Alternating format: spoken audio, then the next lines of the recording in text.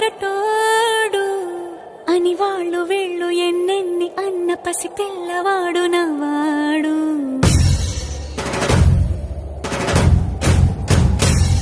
విడుముండోడు అని ఊరు వాడ అనుకున్న గాని మహారాజు నాకు నవ్వాడు.